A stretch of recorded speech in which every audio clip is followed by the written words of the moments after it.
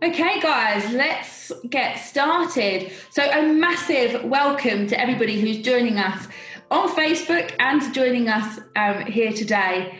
We are on our sixth webinar today. This is our sixth webinar, which we started back out in April, really at the beginning of the pandemic. And the reason that we started these webinars was to look at lifting the lid on how different industries have been overcoming and rising to the challenges and opportunities brought to us by the COVID pandemic. So again, a big welcome to everyone. This will be available on YouTube and you'll be able to catch it on our podcast as well. So today's webinar is looking at the recruitment industry. And COVID-19 has really pushed this sector into a digital new world, with teams are onboarding new starters remotely and fully virtual recruitment processes from start to finish. So we wanted to find out how a company is able to source the best talent in these times when there are no recruitment fairs and no face-to-face gut feeling. How are companies ensuring that there is a diverse talent pool to choose from? And how do you source the best talent in today's digital age and this new normal? And what's next in recruitment? So today's webinar is a really fantastic one. We have really packed it full, as many guests as we could fit in a 1 hour webinar session. We will cover lots of different viewpoints. We're dipping into lots of different areas, and we're going to break this webinar into 3 different parts. So the first session, I will be joined by Dan Doherty. He is Attraction and Recruitment Manager at Capgemini. And Rob Romans, Global Resourcing and Recruitment Specialist at SGS. Both Dan and Rob have been hiring during this difficult time. Rob is responsible for all senior and strategic recruitment projects at a global level for SGS.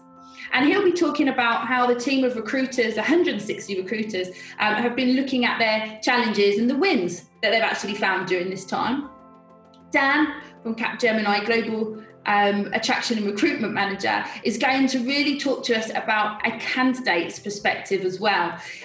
They released some candidate surveys over this pandemic period, and I'm really excited because he's going to share some great stats and bust some myths around this topic and look at things, as I say, from a candidate perspective. Then next up, I will be joined on our virtual stage by PepsiCo. And Imene Zidi, Talent Acquisition Director, will join us along with Maria Katsanou, Talent Acquisition for Campus Projects Europe at PepsiCo. They're going to be giving us some great insights regarding their current launch of their campaign, Dare to Do More.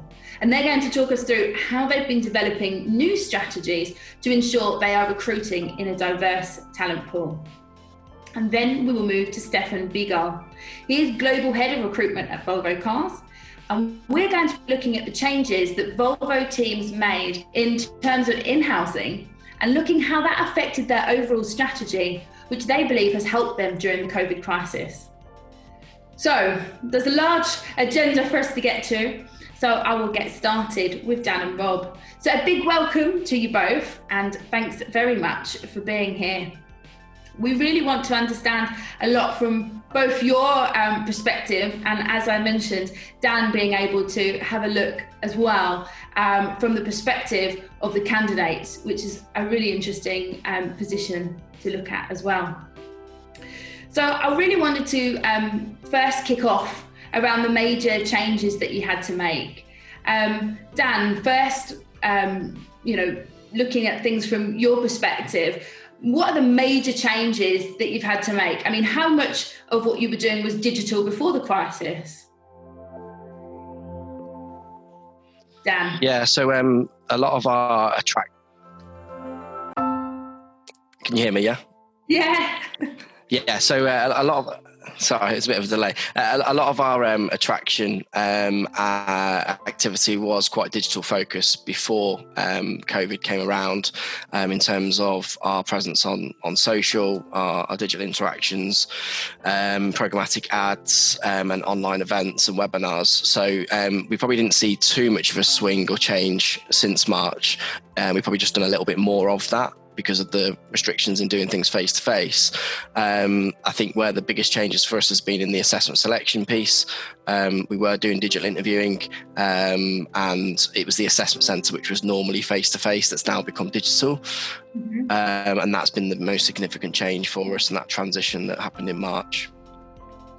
And was it quite quick to make that transition to virtual assessment centres? Yeah, we managed to do that within 5 working days, which was partly our preference, and also to remove the opportunity of the business looking to postpone recruitment or move start dates out, or even remove demand. So we wanted to kind of make sure we kept the delivery there for the business internally. We did that through Microsoft Teams, whereby we were able to actually replicate our face-to-face assessment centres exactly almost into Microsoft Teams. We ran a series of some testing. We ran a lot of briefing sessions with the assessors, and continue to do that with new business lines. And also the sessions with the candidates were ran out of Teams itself. And interestingly, some of those students were familiar, particularly in the graduate recruitment space, with Teams, because the universities were using Microsoft Teams as part of their lecture delivery as well. So it was quite testing because of the time frames, but we've continually sort of looked to have a second iteration of our Microsoft Teams delivery since then, and I'll come back and talk about Microsoft Teams a little bit more depth later on. Fantastic. A really quick change there. Rob, what about yourself? There must be some changes that you guys had to make pretty quickly. Well, I mean, I think one of the biggest transitions we had to face was going from holding face-to-face interviews to doing everything virtually. And in fairness to the company, everyone brought into that way of doing things just automatically. And it's worked out so far. So just to put things into context, if I go back to the pre-COVID world, which feels like quite a long time ago now, I mean, if we wanted to organise a face-to-face final stage interview session, for instance, it would normally take us about 2 to 3 weeks to sort that out, particularly if you had to get people to a certain location in Central Europe, get everybody's diaries aligned in terms of the people who would attend the interviews. And we had quite a lot of logistics to sort out. But in this day and age where we're doing everything online, we're doing everything digital, that problem's just completely and utterly evaporated. And the good thing is, we're not having to wait around now to get things done and to get things moving forwards. All we need to do is quite simply is jump into Teams or Zoom, and then set everything up. And that long time lag we once had has just completely and utterly disappeared, which does bring us its advantages in other ways. Yeah, definitely. So you would say you've been able to increase the speed. I mean, 2 to 3 weeks is now something you've been able to do in a couple of days, perhaps? Assuming people are available, then yes. I mean, one thing I noticed very early on, when this must have been around the end of March, beginning of April, we were running an interview process for something, and there was a candidate I was talking to, and this person was interviewing with another company, and that company was moving their process at a lot quicker speed than we were for this position.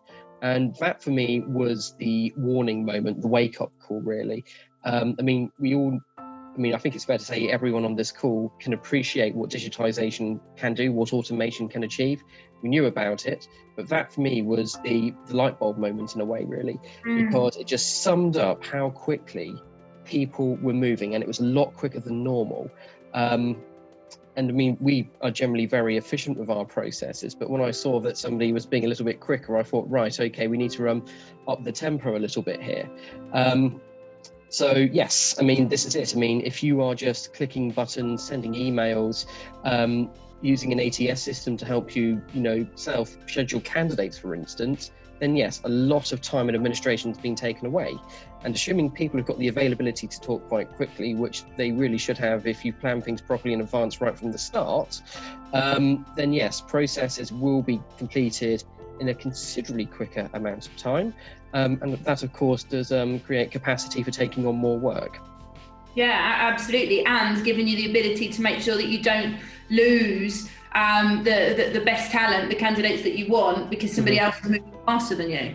No, and I mean, just looking back on what's happened over the last 6 months, I mean, have we lost any candidates because of having a 100% digital setup? We haven't. Typically, when we've been interviewing people, they've looked at the bigger picture and life beyond the pandemic. They viewed the job interview as an opportunity, and they've either decided to take it or not. I mean, if people have dropped out of the process, the most common thing we've seen is because people just really do not want to change jobs, or they feel a little bit uncertain about moving around in a pandemic, which, to be fair, we can all empathise with at this moment in time, really. So, if anything, what we've been going through over the last 6 months has, I mean, I wouldn't say just for us as a company, but I'd say for the industry in general, for talent acquisition, is that it has emphasised the benefits of digitisation and automation. In a way, for some companies, it might have crystallised a few things. For a few companies, it might have brought forwards a few things they were thinking about. The key thing is now is how do we embrace that we're moving into the new normal. Yeah, absolutely. I mean, that's really interesting. Dan, from your perspective, you know, there's comments there from Rob saying the only reason people dropped out was really because they weren't perhaps in the right frame of mind due to the uncertainty. You know, how do you feel about that and the digital process? Have you felt that you've lost any candidates because of a new setup, or what's your thoughts around that? We haven't. I think within early careers, I guess it may depend on how they've been attracted in. So if the engagement and touch points has been you know, regular, and it's and if they can see from a you know, an employer branding perspective that we're still working, we're not you know, laying off people, there's still an opportunity to join the organisation. I think what we've probably found is that they've been more loyal in the latter parts of the process. The attendance rates moving to virtual have gone up to 98% at assessment centres. Which has created some great efficiencies, and obviously means that our hiring rates are that little bit higher over the course of the year. We found that their response rates to completing digital interviews through HireView had actually dropped in terms of an average day response. So I think we saved at least 1 day for every candidate on average by the time they responded and completed the actual digital interview. So if you're recruiting on volume, that 1 day extra in terms of time to hire can make, you know, a good efficiency difference. I think what we noticed as well is our registration of interest pools have gone through the roof as well, organically. It seems like that younger generation in particular that I work with are much more aware of what is out there now than perhaps maybe in the last 5 years. That might be helped through digital platforms, social media, more content that they're available to access and engage with. But I think from a mindset perspective, that younger audience are much more aware of kind of the news, how, you know, sort of the current climate and politics, etc., affect their future, and they're probably a little bit more engaged and maybe wanted to have more control over what their next education, further education, or sort of first job or experiences will be. And I think digital allows us as employers, but also the individuals, to have much more frequent, less time-consuming, and probably more rich conversations than we would have had to have on campus or indeed in schools. There is a caveat to that obviously nothing beats face-to-face, but if you balance that out with social mobility barriers being slightly removed, being able to perhaps have more people working remotely offers opportunities into cold spots as well. So there's kind of these pros and cons really with us having to transition towards more digital rather than just going from face-to-face to digital. But I think what we found, and there were some stats we were going to share, I think a bit later, about how receptive our younger audience have been to a digital process. Yeah, that's what I was going to say. I mean, it's really interesting to hear from obviously the recruiter's side, which is what we're hearing from everybody that's on this call. But you guys did a survey, which was actually going out to the candidates. I mean, tell us a bit about the survey and really the results of that.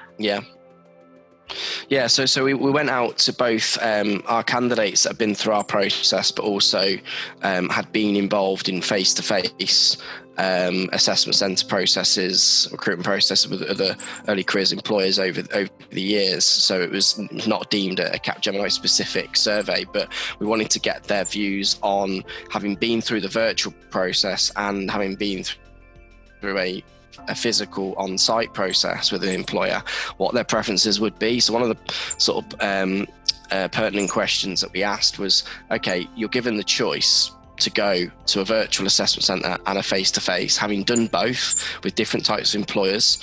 But in this circumstance, you've got the same role, same location, same salary, the exact same opportunities in front of you, but given the option to go through this door, which is virtual, or this door, which is tangible, physical, what would your preference be? And interestingly, our assumption was that perhaps the candidates would be fairly split and evenly split, but actually only 19% of that early careers audience were actively preferring face-to-face. Over 40% actively said that they would definitely prefer virtual. Now that could be based on the experience they had with us or other employers virtually, but that was a bigger percentage than we expected. And the rest said they weren't fussed. So to have only less than a fifth say that they wanted physical on-site assessment centres as their strong preference was a shock to us. What also married up with that was when we asked the question, whether they thought face-to-face or virtual had, on a scale of 1 to 5, which had given them the best chance of portraying the best version of themselves, we expected virtual to be much lower than face-to-face. Actually, what came out was a 4.2 out of 5 for virtual and 3.9 for face-to-face.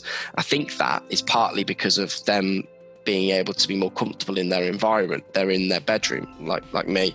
It's on their home turf, so to speak. It's not the daunting going through the big doors or the employer. As much as you can make that endearing, you can make it really comfortable for the person, those nerves will still be there, and maybe that virtual setting allows them to portray themselves just that little bit more. And we all know in recruitment that little bit more might be that little bit more they need to secure an offer. So that was really interesting, and I think we've sort of capitalized on that, and we've looked to see how we can further enhance our delivery of the virtual assessment centers going forward.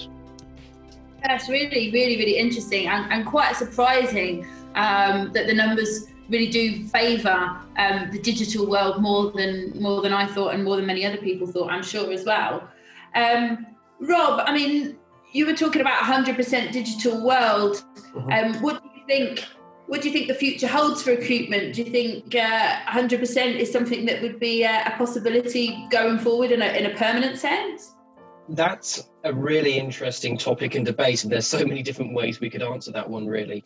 I think it's fair to say, really, I mean, when we're able to go back to doing face-to-face interviews, that's what will happen. But crucially, what we do need to embrace is how digitisation will allow us to attract people, and also how we interact with people as well. So, if you think about it, talent acquisition is about planning for the future.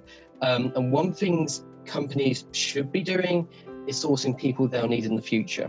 So one of the best ways to do that is to develop engaging content where people can engage with your brand, and you use that to develop a talent pool. So you create a talent community. The idea being that when you do start working on roles, you have a pre-qualified talent base to tap into. So that is certainly one thing. I think looking at other trends as well, I would say linked to this is if you look at some of the new ATS systems that are out there, they allow candidates to self-schedule interview slots, and candidates like being able to have that freedom and flexibility, and it certainly saves a lot of email traffic. I'll mention that. And the good thing is, from our perspective, is that it frees us up to do what we're paid to do, and that is to source talent. So trying to cut away the administration basically enables us to cut away at the top of the funnel, focus on the candidates we need to be focusing on, and allow us to spend more time business partnering. And I think just looking at the world generally, one of the biggest challenges we're going to face caused by COVID-19 is our approach to internal mobility. One thing we are seeing at the moment is a lot of people, unfortunately, being made redundant. And I think it's fair to say this is going to be a growing trend throughout the remainder of 2020 and into 2021. What is this doing? It's creating a massive talent pool. Now, what this highlights is how agile is a company's approach to internal mobility. How likely and how much do companies want to upskill and reskill their talent, or perhaps take on talent that's been let go from another industry and be prepared to take that on and train it up? And I think, there is possibly one argument out there that some companies are a little bit averse to spending money on training courses and development. Well, this is something that's probably going to have to change, because we're going to have a lot of people out of work, people who are quite capable of working. Redeployment is going to be a very big trend, really. So, yes, internal mobility is the other thing. Yeah, absolutely. I think you've raised some really good points there.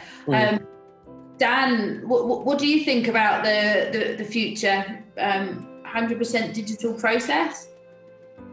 Well, back to sort of survey findings, I did a bit of a poll on LinkedIn a few weeks back, particularly for the early careers UK sort of network, and again, I was quite interested to see the results of this, and they did surprise me again. Again, this is a small data set. We're talking maybe 50, 60 responses, but it's not a bad starting point. We asked, going forward, from an early careers employer's perspective, your assessment centres in particular, will you be delivering 100% of them virtually? Will you go back to face-to-face, or will it be somewhere in between? 39% said they would be going through to do 100% virtual delivery. Wow. Which could mean a fully digital end-to-end process for those early careers new joiners into the business. We know they're receptive to the process, but obviously we've got the the sort of the Zoom Teams fatigue piece to bear in mind, the mental health issues, etc., that could accompany a fully digital remote based working young population who've got nothing to compare it against. I think in some respects those who've been working face to face on the ground in roles, people like ourselves on the call, we can probably be able to compare and contrast the two working worlds. They can't. They don't have that level of experience. So it's going to be quite interesting to see what their experience is then with the face-to-face world in years to come. So 39% said 100% virtual, 29% said they would do 50 to 100% virtual assessment centres, 19% said they would do less than 50, and only 13% said they were going to go back to do full-time 100% face-to-face assessment centres. Only 13%. So COVID has maybe sped up this digitalisation of assessment centres. Maybe it's thrown us a curveball that was always potentially coming. I expected it to be much higher than 13%. It could also, we need to bear in mind, this could depend on sectors. It could depend on role types. Some assessment centres may be quite the roles they might be hiring might be quite physical. They might need some sort of tangible type assessment centres. I'm thinking maybe if there's assessments that are to do with manufacturing or some practical assessments that will only determine whether you're a good fit for the role by doing that in a real environment. But I think, selfishly from a technology sector perspective, we're already working in that space anyway in terms of what we do day to day, but there are some caveats we do need to bear in mind, that the fatigue, the adjustments to mindsets and things like that, particularly for that younger audience that might be coming into the business, as I say, with nothing to compare it to, which could make it potentially difficult, but it could add to some sort of complacency as well. Yeah, absolutely. You're never really thinking about only having experienced that world, and then what does that mean in the future if we come back to more of a physical presence. Really, really interesting points, Dan and Rob. Great stats, great points. We're talking about efficiency in time, which I think is really there. Efficiency in cost and speed, really important points. We've got to move on. Really, really great to hear from you both. Thank you so much. And now we move to the next part of our webinar. So now we move to PepsiCo, and their in-house team is led by Imene Zidi. She's Talent Acquisition Director at PepsiCo. And we are both joined by Maria Katsanou, which I'm sure I pronounced wrong again, so I apologise. And I even asked before how to pronounce her name, and I'm sure I've done her a disservice, but apologies for that. But she's leading Europe's talent acquisition for campus projects at PepsiCo. So we've just heard some really great viewpoints, and some really interesting stats and strategies around how other companies have been looking at diversity, inclusion, recruitment, the digital world. Imene, tell me about the overall strategy PepsiCo has for diversity and inclusion. Sure. So I think we are taking the two words very separately, and we are really focusing on one doesn't fit all in diversity and inclusion for PepsiCo. I think we are really focusing externally on the diversity and targeting diversity through analytics and attraction campaign that we can have. But when they're inside, we're also focusing on the inclusion and making sure that the process is inclusive, that the onboarding is inclusive. So I think we are really taking this diversity and inclusion as one strategy that we are really working on with talent management. It's one team also behind this strategy and linking what talent acquisition is doing with talent management internally, basically. Mm-hmm. Oh, absolutely. And I think, talking about COVID, we've just heard about how that's impacted, obviously, Capgemini and SGS as well. So I'm wondering, it's impacted everyone and everything. Clearly, meeting candidates in person for interviews has not been possible. But are there any other activities that you had planned that have been affected by COVID? Any other changes that you've had to make? Well, I mean, we really went through the same roller coaster that Danielle and Robert described, and I think accelerating technology was, of course, our reaction. But when you face, and Maria can give you some really good example of what we did for campus, when you're entering your campus season, and we had all the agenda ready for all our campus visit. Everything was perfect. And Ma was ready to go with all the great material. And then you can't go to a university. So yeah, that was for our team pretty challenging to suddenly have to because even when we were ready to switch to a more digital approach, university were not ready. So they were struggling to deliver their classes online. So for the promotion and the visit were not really on their top priority. So for us, that have been a really big challenge. I don't know, Mara, if you want to add something on this? Yes, so effectively, on-campus university visits and recruitment fairs are a core part of our early careers agenda all throughout the year, and a really key part for us for the promotion of our programs. So as Imene mentioned, at first it was a bit challenging for us because with the whole COVID pandemic, we had to rethink and shift all our live events to virtual events and achieve the same results as we would have as the initial plan was. And so, but I have to say that we were able even from spring to make this shift very quickly. We attended various recruitment fairs, very big recruitment fairs focused on early careers. In spring, we engaged with students from more than 80 schools all across Europe, which was great. And it's something that only a virtual event will allow on the same day. So overall, it has been a roller coaster when we made this shift, but in the end, we have had a really positive experience. Actually, today, this morning, we were participating in one virtual fair, and we hold webinars, we engage with the students one-to-one, we pass the resources online so they can check at the same moment and ask specific questions. So overall levels of engagement have been very high, and it was a very positive experience in the end. Great, yeah. I mean, we just heard earlier as well that it's quite surprising, but there does seem to be a higher attendance on the virtual events, which is really interesting.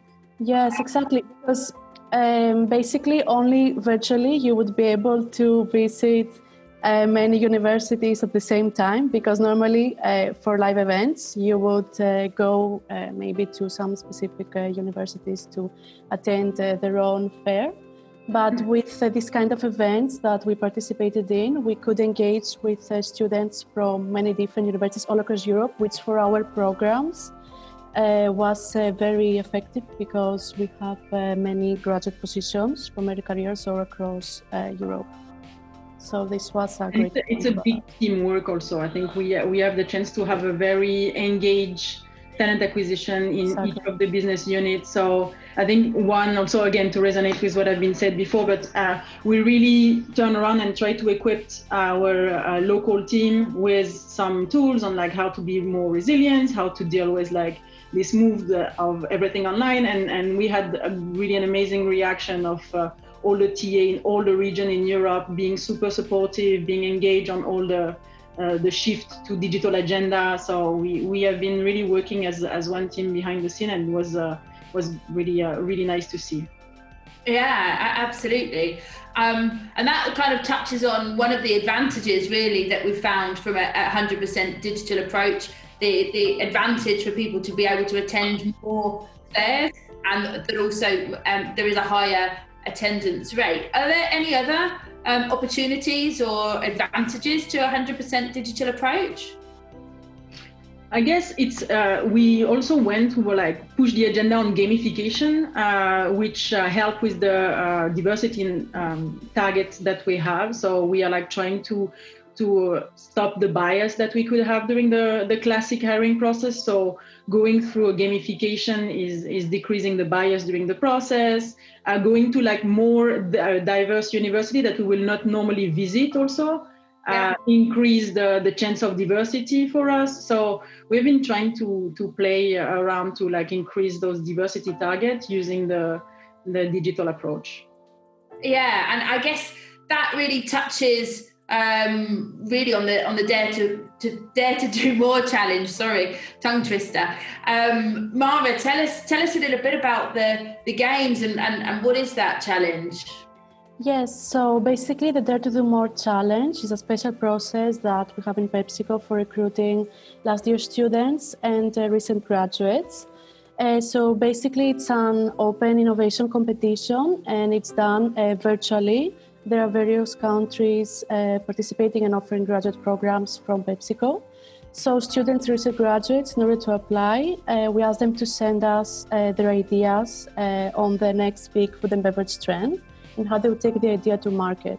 So in this way, we are steering away from the traditional recruitment processes, and we are asking actually candidates to innovate, and in this way we can assess their potential and also other critical skills that are very important for the business nowadays, that if we were using the classical CV approach, we wouldn't be able to identify.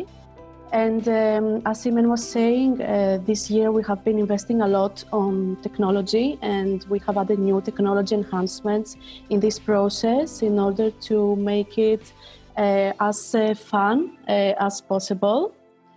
So we have added some new games there that you have developed for us from Appetite Solutions. So basically we have added some games there, and the objective was to help candidates to learn more about PepsiCo brands and culture in a fun way, create moments of fun in the recruitment process, and not just have it as the assessment, but actually boost candidate experience, create moments of fun, and make this an actual learning journey for the candidates. Yeah, absolutely. And thank you for including us. Yes, we have helped you create some gamification. And I think it's really interesting to think about it's the candidate experience during that process, being able to understand more about the brand and also have a good digital engagement. I know there was a planned live event, certainly when we started planning with yourselves last year. COVID wasn't even a word that we would even have heard of before. I don't know now. Do you think that the European finals will be in a live event, or I guess you don't know yet? Yes, so the last stage of this process that I was talking about before, the Dare to Do More, were exactly the European finals. So the idea was to have a 2-day live event. So for now, the date is set to summer 2021, but of course we will reevaluate depending on the evolution of the COVID pandemic, and this is subject to change, but we cannot know for sure at this moment. And we will always put in priority the security of the people that are coming visiting us. So we are going to be pushing this as long as it's needed to not have any challenge. Yeah, no, absolutely. I mean, at the end of the day, it could be done online, but it would be nice to be able to have people in person. Makes sense. I mean, this is a fantastic way to look at creating a more of a diverse candidate pool. I know that's a real priority, Imene. What are some of the other initiatives that you've got in place? So we have a couple of campaigns that are going to be launched next year. One that is called also Ready to Return. So we are targeting people that had breaks in their career and wants to come back to work. So female that had like long maternity leave, or male that had a long maternity leave too.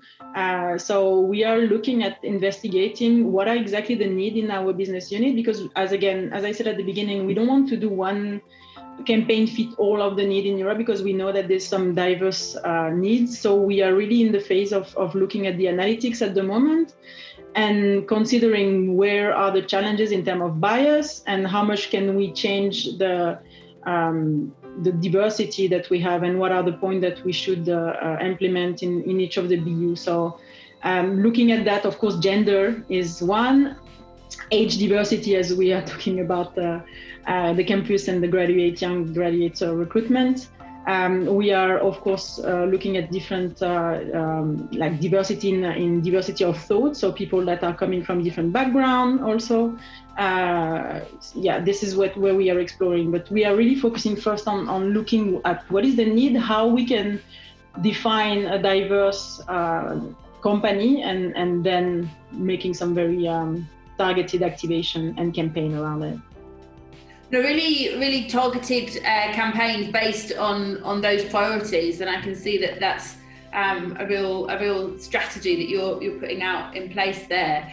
What do you think about technology? I mean, obviously we're using quite a lot of new technologies in the Dare to Do More. We're scanning barcodes to create points. We've got different areas of technology there. Web-based apps. What's next for PepsiCo and new technology? So we're definitely accelerating the technology, and I think that's exactly what all our competitors are doing also.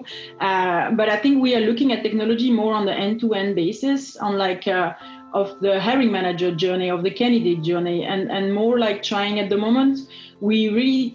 We're not into trying too many new technology because I think we have a good set of technology, but more integrating them in a candidate experience, so hiring manager end to end, making sure that all those systems talk to each other and don't create complexity, instead of making the process a bit smoother for the person that is going through this.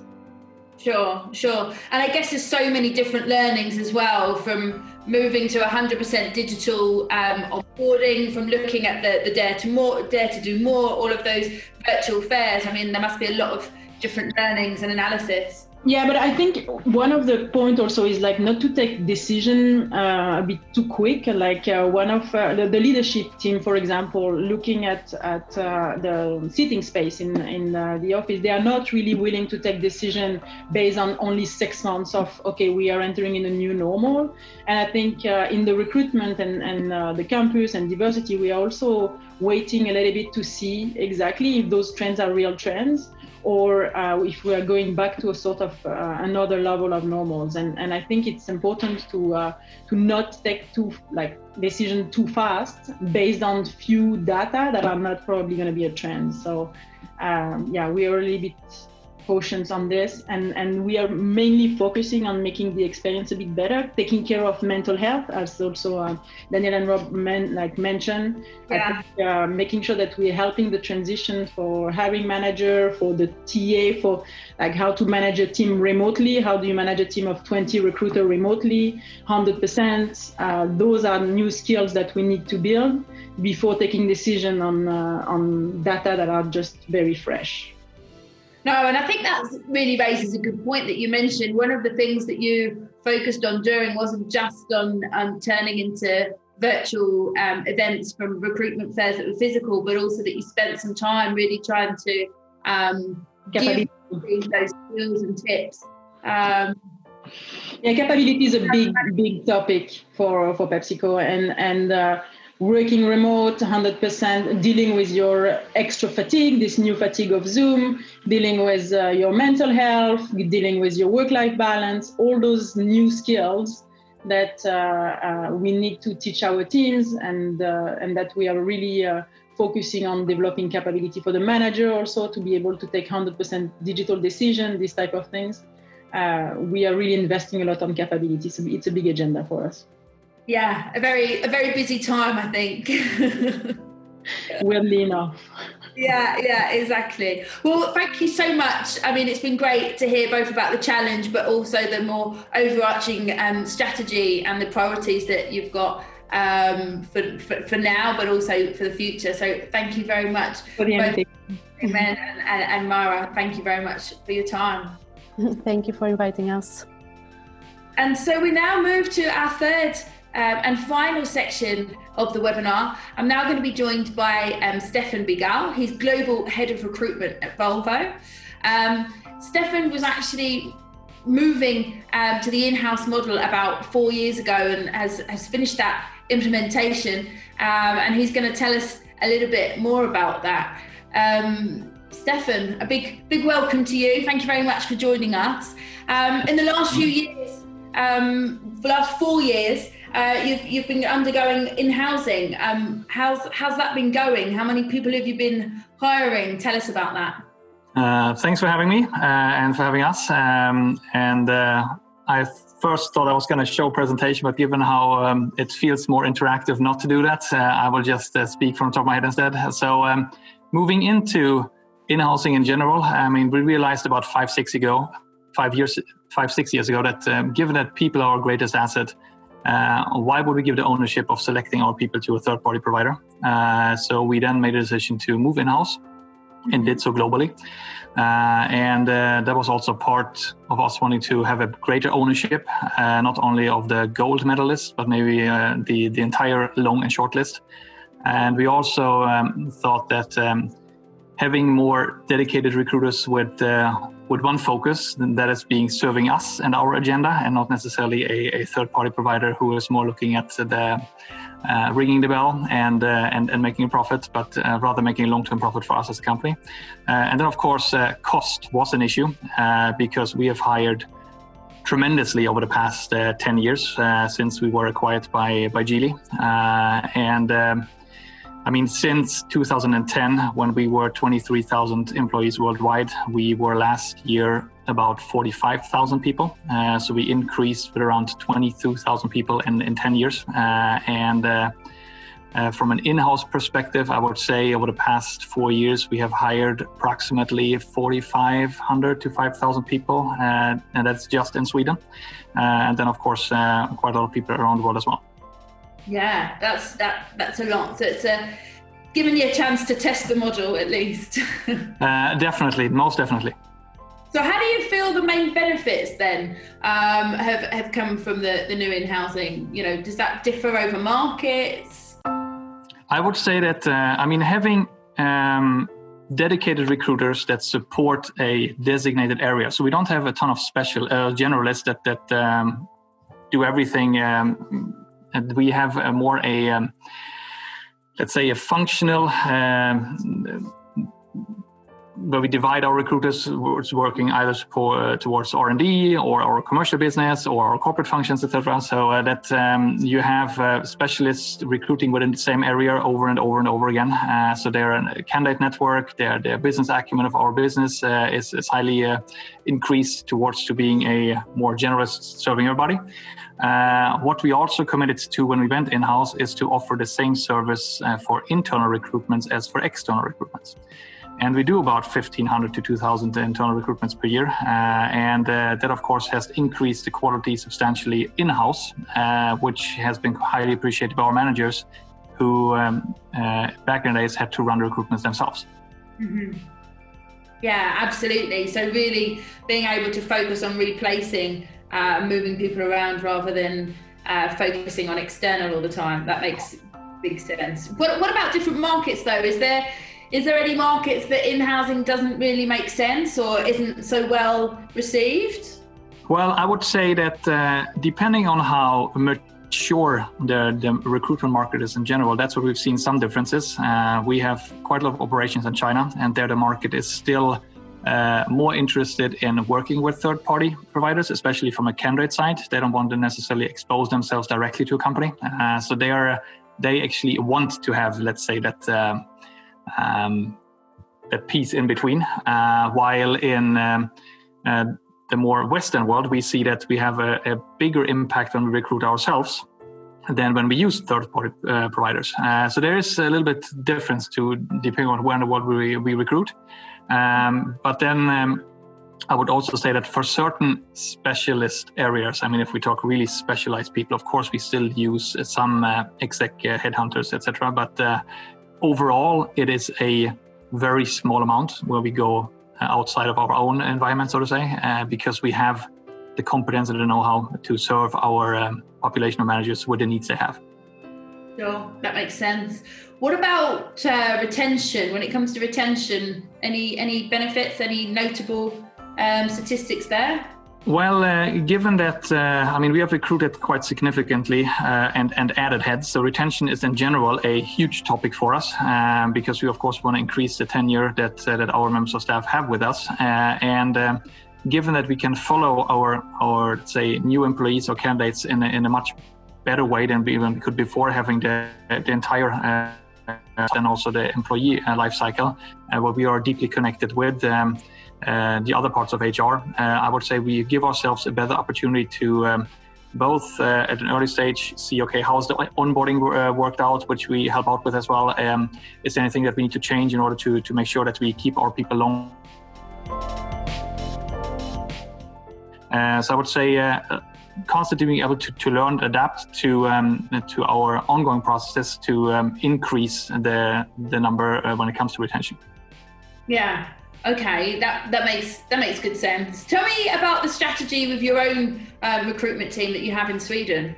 Well, I would say when I put that in place about 3.5-4 years back, I recruited highly senior recruiters in order to quickly bring value to the business. And since you need to challenge and drive your managers, you cannot have too junior people.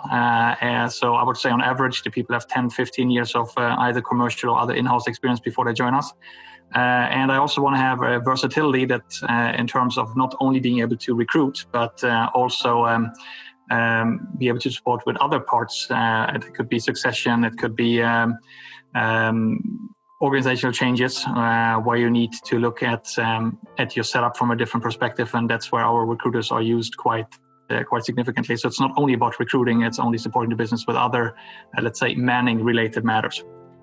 Okay, yeah, interesting. And when we were talking before around COVID, I mean, we've just heard both from PepsiCo, from Dan, from Rob, that there are quite a lot of advantages that they found in the digital.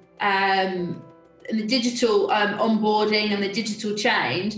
You feel that being in-house has really helped you to weather that crisis a little bit better as well. Why do you think that is?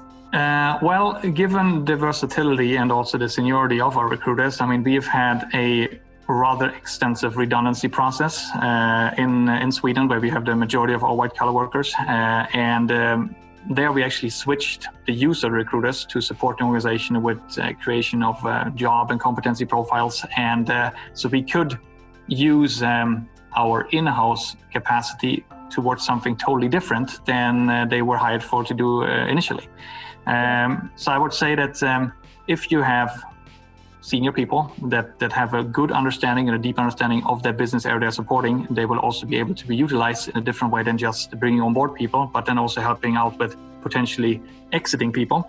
So we have worked quite a lot over the past 6 months supporting with that. And that took, of course, a lot of pressure off the remaining HR staff who otherwise would have had to focus a lot on this. And we also were able to offer a different,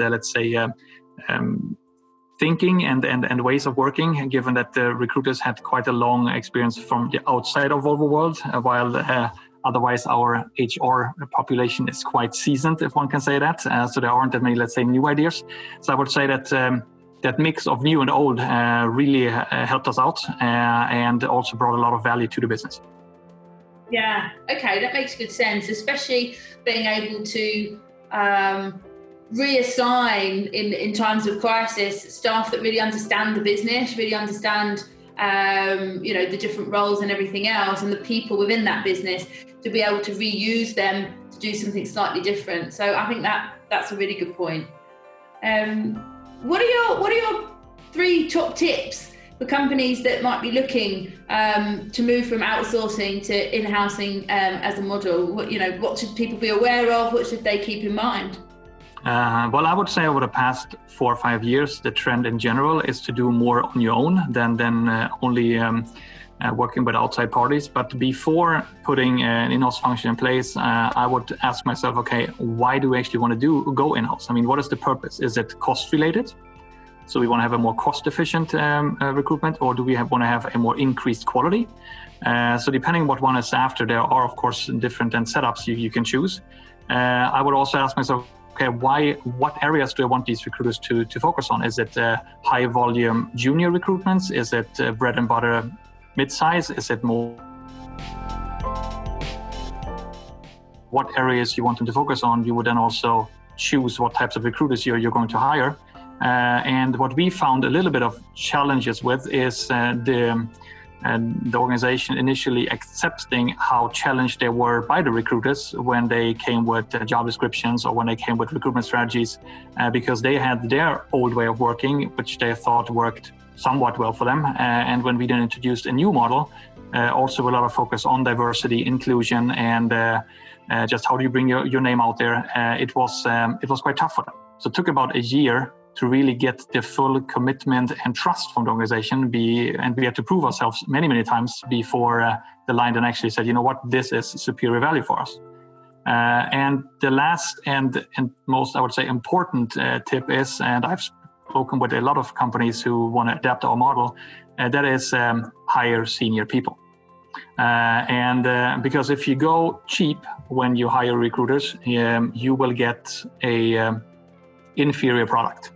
So they will cost a bit more, yes, and it might upset some people that you bring on board recruiters who make quite a lot of money, but your return on investment will come so much quicker because at the end of the day, you get what you pay for. And yes, my recruiters are somewhat higher paid than the average, I would say, especially in in-house functions. But I also have higher quality than most others. And that's, of course, what the business at the end of the day is expecting. Yeah, absolutely. And I think it comes across many different things as well. I mean, you get what you pay for. So definitely. I think that makes really good sense. In terms of efficiencies, we've really heard that efficiency is the most probably mentioned word across this webinar. And I think that's what you're telling us really in terms of being able to deploy staff in other ways and being able to have better retention, being able to be better at recruiting the type of qualities and people and talent that you need within the business. I think that would be fair I would also say that, I mean, looking at the just sheer number of recruitments that the staff I have can manage per year is substantially higher than many others. I mean, if we look at mid-senior to senior positions, I mean, a average recruiter on my team manages between 35 to 45 of those recruitments, and that's quite a lot of search included in those, which is substantially higher than most third-party providers can assist you with. And on top of that, they run between 75 and 90 internal recruitments as well. So I mean, just the sheer volume they can manage, of course, with efficient systems and a good ATS, etc. And that also comes down to seniorities. I mean, the better equipped the people are, the more you will get out of them. Yeah, no, absolutely, which makes perfect sense. Well, that's great. Thank you so much for your top tips and a bit of an insight into, moving into the new in-house model for, 4 or 5 years, 6 years ago now, but also for your insights and how that really helped you in terms of the COVID crisis as well. So big thank you very much, Stefan, for your... Thank you. Thank you again to everybody else who's joined us on the webinar. A huge thank you to Imene and Maria from PepsiCo. Thank you very much for your interesting insights. And of course, a big thank you to Rob and Daniel, who joined us first on the webinar and gave us some fantastic stats and some brilliant insights into digital and the new normal as we're going into. And we don't know where we're going next. I think there are some countries with some new lockdowns. We hear about the UK with half-term lockdown perhaps around the corner. Certainly there's lots of different areas being locked back down in Spain. So one thing we can be definitely sure about is there's still a lot of change that's coming. And so it's important that we look at it both from a challenge perspective, but also, as we've seen on this webinar, there's huge amounts of opportunities that can be brought through change as well. So that leaves me just to say a very big thank you to everybody. Thank you very much for joining us. Please do join us on our next one, and we'd love to hear any feedback, as always, from anybody, either panelist or attendee to this webinar. So a big thank you, and enjoy the rest of your afternoon. Thank you. Thank you, everybody. Bye-bye. Thank you. Bye. Thank you.